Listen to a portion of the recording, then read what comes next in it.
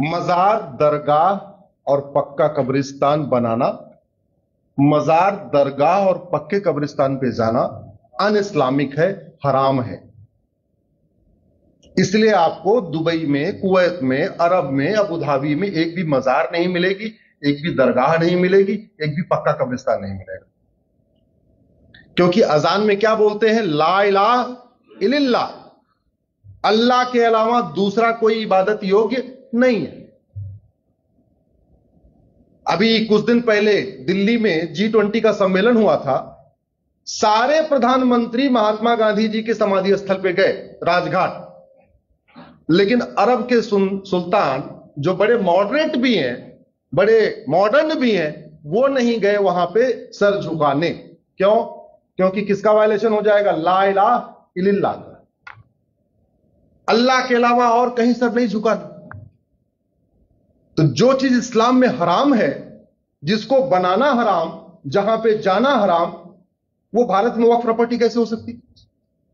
ऐसा तो नहीं हो सकता कि वक्फ डिफिनेशन दुबई में कुछ अलग होगी, वक्फ डिफिनेशन भारत में कुछ अलग होगी। हो सकती है क्या? नहीं। तीसरी बात, जमीन वो दान करेगा जिसके पास जमीन है।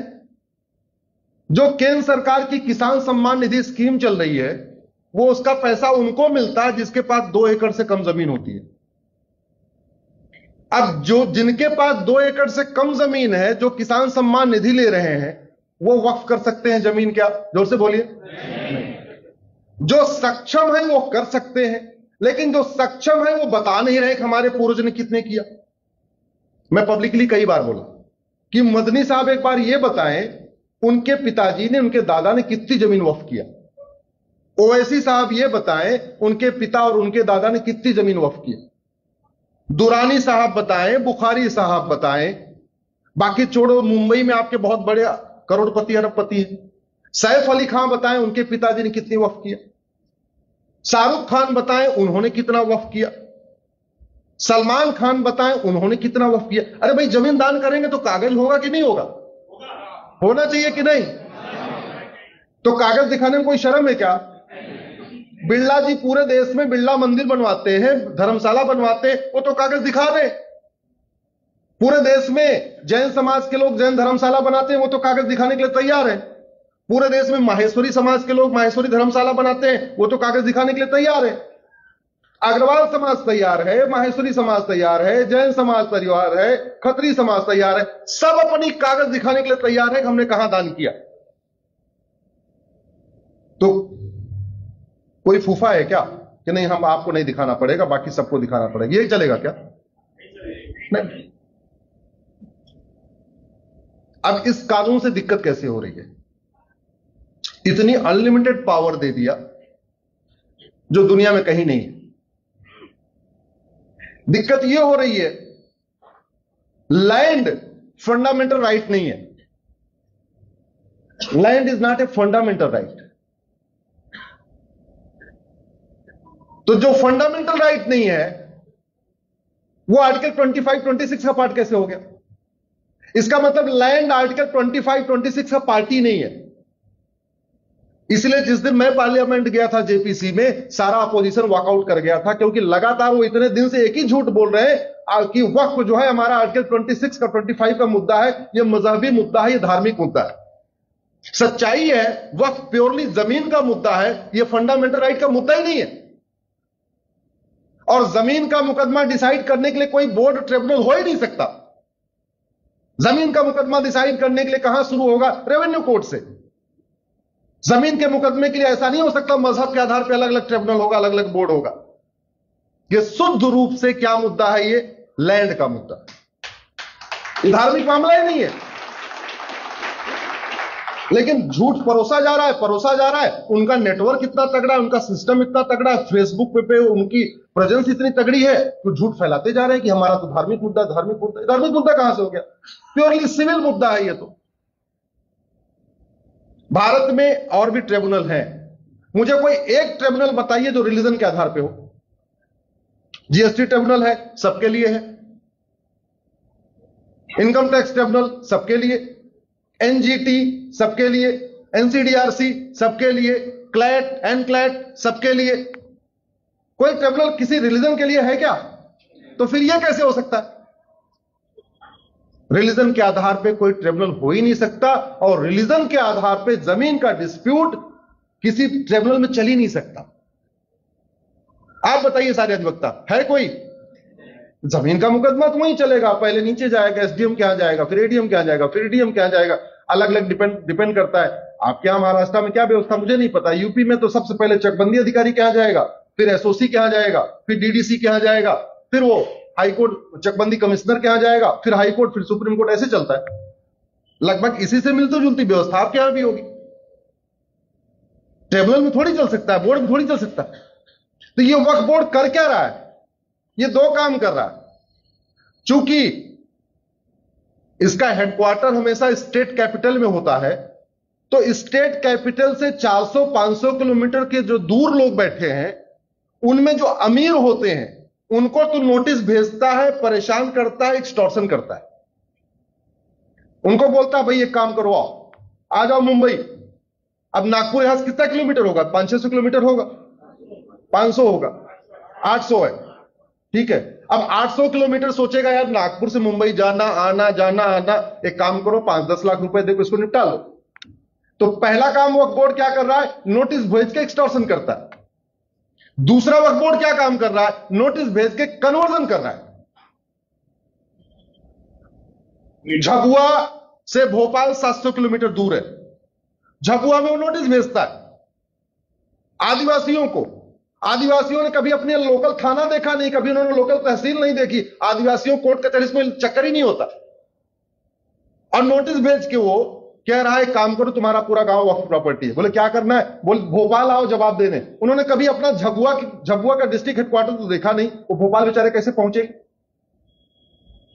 बोले फिर क्या करें? बोले कन्वर्ट हो जाओ तो बच जाएगा। भारत में इससे घटिया कानून हो सकता है क्या? और इसको बनाने वालों से घटिया सरकार कोई हो सकती है क्या? इसको बनाने वालों से घटिया प्रधानमंत्री कोई हो सकता है क्या? इसको बनाने वालों से घटिया कानून मंत्री, घटिया गृह मंत्री कोई हो सकता है क्या? लेकिन सब कुछ इसलिए चल रहा है, हम सारे लोग जानते हुए भी अपने तक अपनी जानकारी लेकर बैठे हुए उसको एक्सपेंड नहीं कर रहे, उसको आगे नहीं बढ़ा। एक तरफ एक्सटॉर्शन हो रहा है, एक तरफ कन्वर्जन हो रहा है, अमीरों से एक्सटॉर्शन, गरीबों का कन्वर्जन, और कह रहे हैं ये हमारा आर्टिकल 25-26 का मुद्दा है, सीधे सीधे लैंड का मुद्दा है। और नतीजा क्या हुआ? इसने 10 लाख एकड़ जमीन कब्जा कर लिया। भारत दुनिया के 50 देशों का क्षेत्रफल 10 लाख एकड़ से कम है, और 50,000 एकड़ इसने आजादी के पहले कब्जा कर रखा था। लेकिन जो ज्यादा कब्जा हुआ है वो 1950 के बाद हुआ है, नेहरू वाले कानून से। नेहरू वाले कानून से केवल 2.5 लाख एकड़ कब्जा हुआ था, और जो ज्यादा कब्जा हुआ है वो 1995 नरसिम्हा राव वाले कानून से हुआ, और उससे भी खतरनाक कब्जा शुरू हुआ 2013 में मनमोहन सिंह वाले कानून से। जो तेजी के साथ कब्जा होना शुरू हुआ है वो 2013 के बाद शुरू हुआ, जहां यह कर दिया कि जहां हाथ रखा वही तुम्हारी जमीन। पार्लियामेंट को बता दिया वक्फ बोर्ड की प्रॉपर्टी, 1,500 साल पुराने मंदिर को बता दिया वक्फ प्रॉपर्टी, 3-3 हजार साल पुराने गांव को बता दिया वक्फ प्रॉपर्टी। जितनी ऊसर जमीन है वक्फ प्रॉपर्टी, जितनी बंजर जमीन है वक्फ प्रॉपर्टी, जितना खेल का मैदान है वक्फ प्रॉपर्टी, नदियों की किनारे की जमीन वक्फ प्रॉपर्टी, पहाड़ों की जमीन वक्फ प्रॉपर्टी।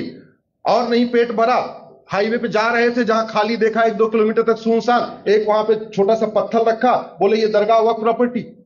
और जा रहे थे, फिर एक छोटा सा पत्थर रखा, बोला ये कब्रिस्तान, ये भी वक्फ प्रॉपर्टी। और देखा और आगे कोई सुनसान 1 किलोमीटर तो कोई नहीं है, एक जो है छोटा सा वो बना दिया मजार, बोले ये भी वक्फ प्रॉपर्टी। इतना बड़ा भारत में खेल इसलिए हो रहा है क्योंकि हम कहीं ना कहीं अपनी ड्यूटी नहीं निभा रहे। बुरा मत मानिएगा, आप सब हमारे भाई हैं, आप सब भाई हैं।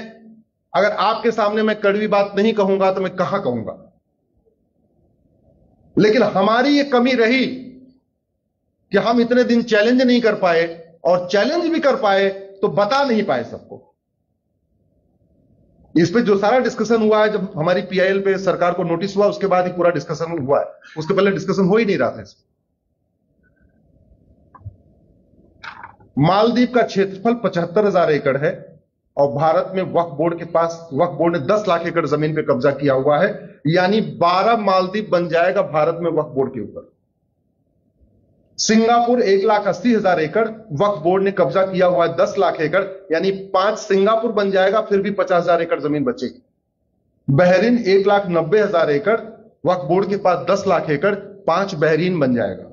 हांगकांग 2.5 लाख एकड़, वक्फ बोर्ड के पास 10 लाख एकड़, 4 हांगकांग बन जाएगा। डेनमार्क 3.5 लाख एकड़, वक्फ बोर्ड के पास 10 लाख एकड़, 3 डेनमार्क बन जाएगा। मॉरिशस के पास 5 लाख एकड़, वक्फ बोर्ड के पास 10 लाख एकड़, यानी 2 मॉरिशस बन जाएगा। लग्जमबर्ग के पास 6 लाख एकड़, साइप्रस का एरिया 8 लाख एकड़, जॉर्जिया का एरिया 9 लाख एकड़। ऐसे दुनिया के 50 देश हैं जिनका क्षेत्रफल 10 लाख एकड़ से कम है, और भारत में एक घटिया कानून के कारण 10 लाख एकड़ जमीन पे कब्जा हो गया। हम देखते रह गए, हमने इसके खिलाफ आवाज नहीं उठाया। चलो, जो हुआ सो नहीं हुआ, अब आगे से आवाज उठाना है कि नहीं? आवाज उठाने का तरीका मैंने आपको बताया। पति पत्नी मिलकर 10,000 लोगों को जोड़िए, अपने अपने नाम से फ्रेंड बनाइए। ना आपका नाम राम है तो 5,000 राम को जोड़िए, पत्नी का नाम गीता है तो वो 5,000 गीता को जोड़े, टोटल होगा 10,000। फेसबुक पे लिखना शुरू करिए, आपस में चर्चा करना शुरू करिए, जहां मौका मिलता है बोलना शुरू करिए।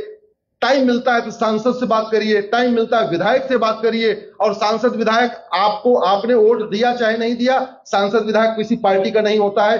जब तक वो चुनाव लड़ता है तब तक पार्टी का होता है। जैसे वो संविधान की शपथ लेता है वैसे वो सबका हो जाता है। याद रखिएगा, इस डिफरेंस को समझिए। जब तक वो चुनाव लड़ता है तब तक वो किसी पार्टी का होता है। पार्टी उसको 10 लाख वोट से भी जिता दे तब भी वो सांसद नहीं कहलाएगा जब तक कि वो शेड्यूल 3 की शपथ नहीं लेगा। और जब उसने शेड्यूल 3 की शपथ ले लिया तब वो किसका हो गया? सबका। क्योंकि जो उसका वेतन है, उसका भत्ता है, उसकी गाड़ी है, उसका बंगला है, उसकी सिक्योरिटी है, उसका कुक है, उसका खाना है, उसका फ्री एयर टिकट है, फ्री रेल टिकट, वो पार्टी नहीं देती। वो कौन देता है? हम देते हैं। इसलिए उसको किसी भी हालत में गलत काम, अगर वो कानून बना रहा है उसको टोकना है, और जो गलत बन चुका है उसको ठीक कराना। ये हमारी ड्यूटी। करेंगे सब लोग? ये बात हो गई वक्फ की। बिल्कुल लेना चाहिए। कागज दिखाओ, बिना कागज दिखाए थोड़ी बात बनेगी। मैं पार्लियामेंट में जेपीसी में, अब वहां अंदर क्या हुआ उसको बताना ठीक नहीं रहेगा क्योंकि प्रिविलेज की बात है। बस इतना बता सकता हूं कि फर्स्ट हाफ में जमीयत उलमा हिंद का प्रेजेंटेशन था और सेकंड हाफ में हमारा और विष्णु जैन का प्रेजेंटेशन था। और इतना बता सकता हूं कि लंच के बाद सब वॉकआउट कर गए।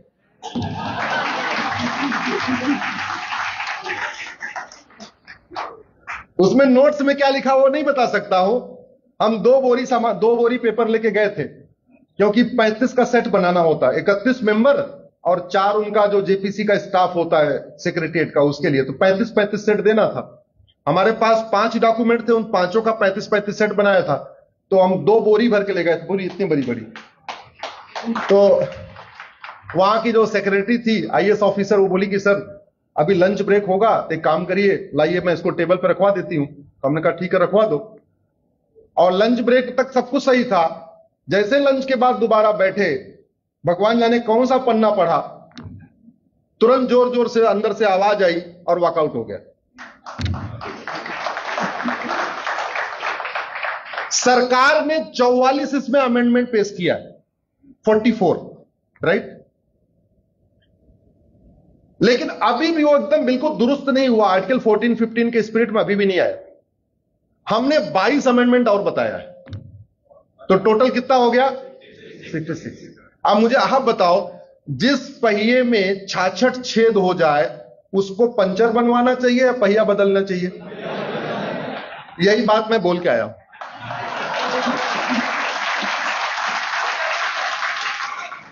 और भी बहुत कुछ बोला, वो नहीं बताऊंगा। और भी भाई, बड़ी सीधी सी बात है। अरे भारत संविधान से चलेगा या बाइबल कुरान से चलेगा, आप मुझे बताओ। संविधान से चलेगा ना, बाइबल कुरान से तो नहीं चलेगा ना। एक तरफ संविधान में सेकुलर शब्द जोड़ा और वही पॉलिटिकल पार्टी वक्फ बोर्ड बना रही है, वक्फ ट्रिब्यूनल बना रही है। इससे बड़ा गिरा हुआ काम क्या हो सकता है? अभी परसों ट्यूसडे को सेकुलर शब्द पे सुनवाई है सुप्रीम कोर्ट में।